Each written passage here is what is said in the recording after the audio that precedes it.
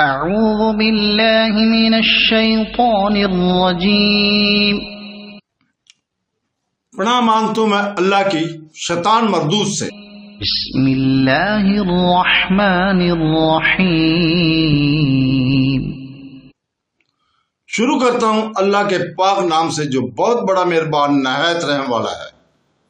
ان الذین کفروا سواء علیہم اانذرتہم ام لم تنذرہم لا یؤمنون۔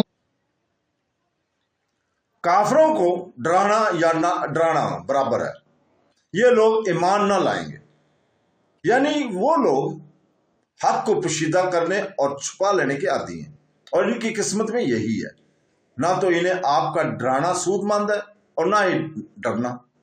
یہ کبھی اللہ تعالیٰ کی اس وحی کی تصدیق نہ کریں گے جو آپ صلی اللہ علیہ وسلم پر نازل ہوئی، جیسے اور جگہ فرمایا کہ یعنی جن لوگوں پر اللہ کی بات ثابت ہو چکی ہے وہ ایمان نہ لائیں گے، اگرچہ تمام آیات دیکھ لیں یہاں تک کہ دردناک عذاب دیکھیں، اور ایسے ہی سرکش اہل کتاب کی نسبت فرمایا، یعنی ان اہل کتاب کے پاس اگرچہ تمام دلائل لے آؤ تاہم وہ تمہارے قبلہ کو نہیں مانیں گے، یعنی ان بد نصیبوں کو سعادت حاصل ہی نہیں ہونے کی، ان گمراہوں کو ہدایت کہاں۔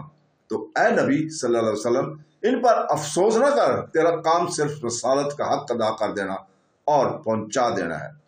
ماننے والے نصیب دار ہیں اور وہ مالا مال ہو جائیں گے، اور اگر کوئی نہ مانے تو نہ صحیح تیرا فرض ادا ہو گیا، ہم خود اس سے حساب لیں گے، تو صرف ڈرانے والا ہے اور ہر چیز پر اللہ تعالیٰ ہی وکیل ہے۔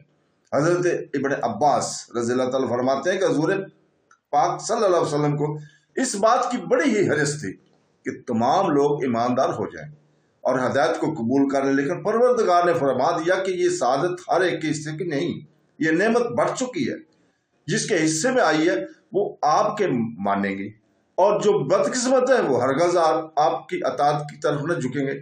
بس مطلب یہ ہے کہ جی قرآن پاک سے انکاری ہیں اور کہتے ہیں کہ ہم اگلی کتابوں کو مانتے ہیں، انہیں ڈرانے کا کوئی فائدہ نہیں، ڈرانے کا کوئی فائدہ نہیں، اس لیے کہ وہ تو خود اپنی کتاب کو بھی حقیقتاً نہیں مانتے، کیونکہ اس میں تیرے ماننے کا عہد ہے۔ تو جب اس کتاب کو اس نے نبی صلی اللہ علیہ وسلم کی نصیحت کو نہیں مانتے جس کے ماننے کی اقراری ہیں، تو بھلا وہ اے نبی تمہاری باتوں کی کیا مانیں گے۔